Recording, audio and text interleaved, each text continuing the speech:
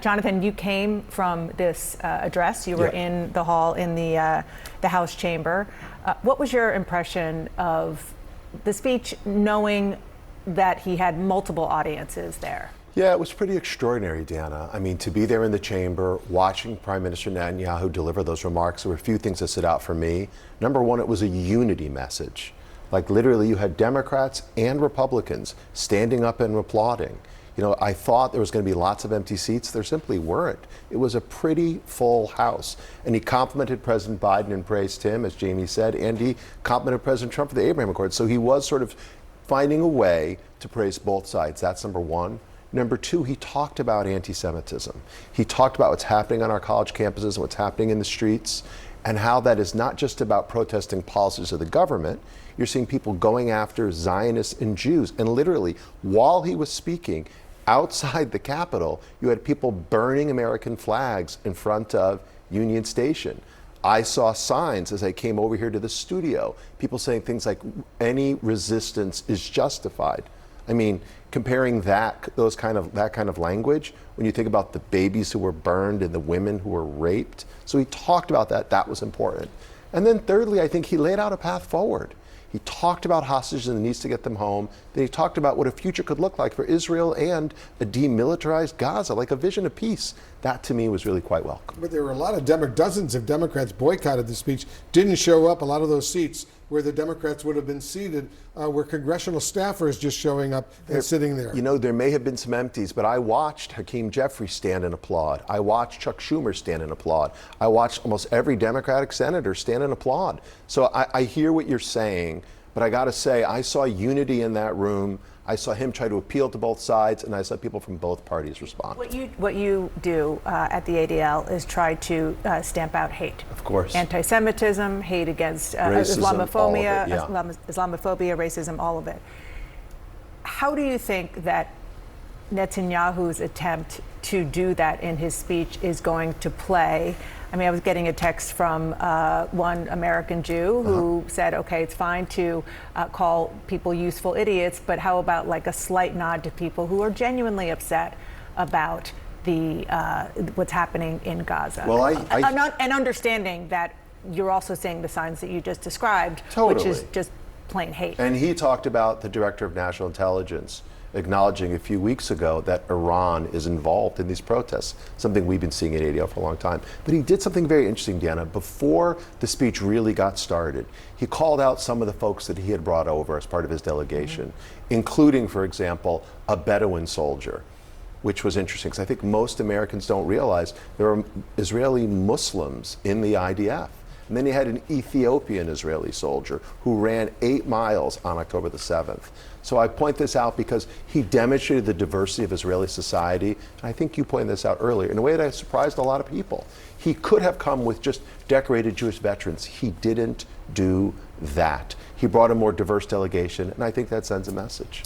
I just, to push back just a little bit about all the unity, you know, several Israelis from both sides of the aisle were texting me during the speech. And what I heard from them is that was, in effect, a very celebratory speech that really does not fit, and that there is an alternate reality on the ground that's going on both in Gaza and in Israel. Right. As we know, in the north, 60,000 plus Israelis are displaced. There has been an extraordinary impact on the economy.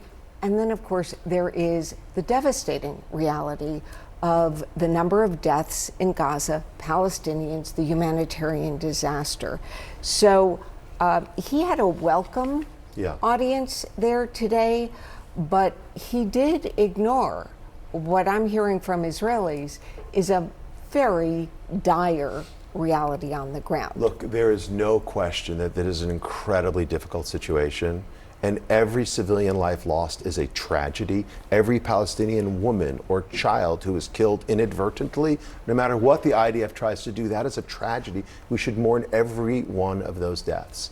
But he talked about, for example, the dire situation in Gaza and how they're trying to bring in supplies. He talked about the situation in the north, like you're pointing out, and the need to bring those people back to their homes, 60 or 80,000 Israelis.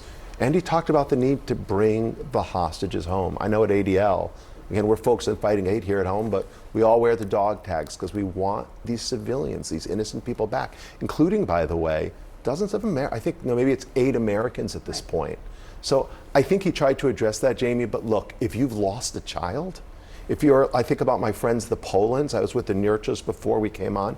Their sons are both held in Gaza. I can't even begin to grasp the unspeakable pain they deal with every day. We have got to get those kids home. So I hope they get a deal very fast so we can see Omer and we can see Hirsch back home safe and sound, and all the hostages once and for all. Let's hope there's a deal that will bring those hostages home as quickly as possible. Jonathan Greenblatt, thanks very much. Jamie, thanks to you as well. I want to go to CNN's Miguel Marquez. He's been covering the demonstrators out there in the streets of Washington.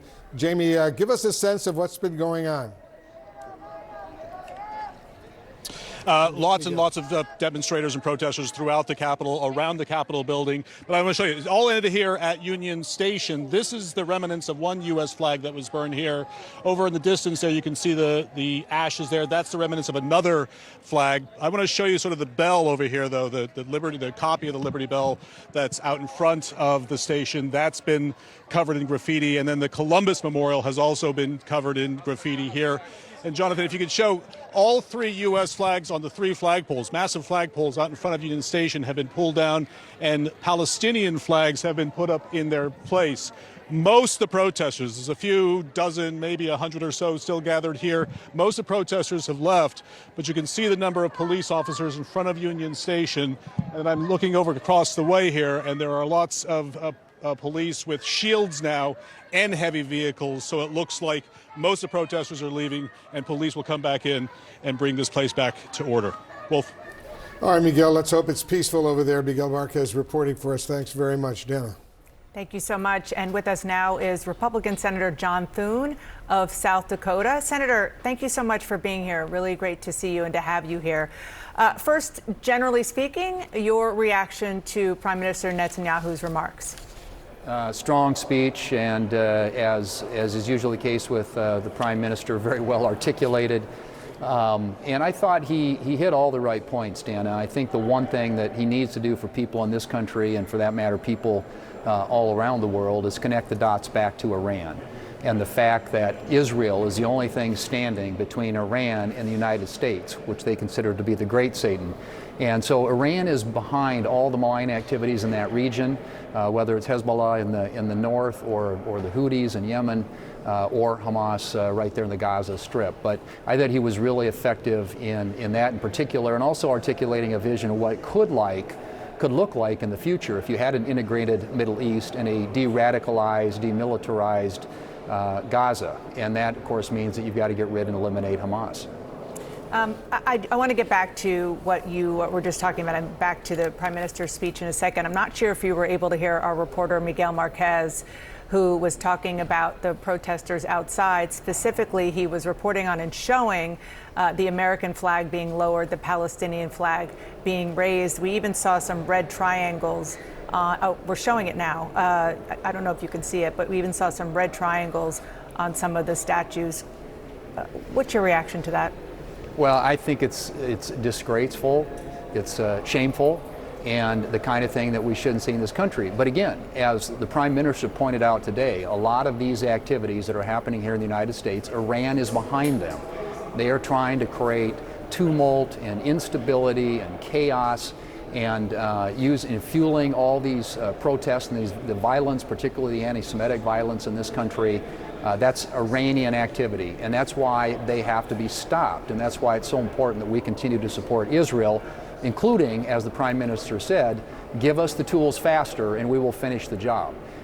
They've got to get this thing over with, and send a clear statement to the world that this kind of behavior and the kind of thing that we're seeing right here in the U.S. and right here in this city today just can't be tolerated. Senator, one of Prime Minister Netanyahu's predecessors, Ehud Barak, who we understand, and we should tell our viewers who might not know, is not from the same party as Prime Minister Netanyahu. But nonetheless, he's somebody who has been intimately involved in trying to get to peace. He almost got there when Bill Clinton had him and Yasser Arafat in 2000 here in the United States. he said very, very strongly and very clearly to Wolf that he does not believe that Prime Minister Netanyahu actually wants to end the war because it would mean the end of his own political viability at home. And that might even mean that hostages stay longer. Are you concerned about, I mean, you're a politician, you understand what's going on in Israel. Are you concerned about the notion that Bibi Netanyahu isn't trying as hard as he can to get this deal because of his own concerns about his own future? I don't think that. I've met with him in Israel. I've met with Ehud Barak in Israel previously as well, and obviously they have political differences there. But those aside, my sense coming out of this is he is desperate to end this because this is putting the lives of Israeli citizens at risk every single day.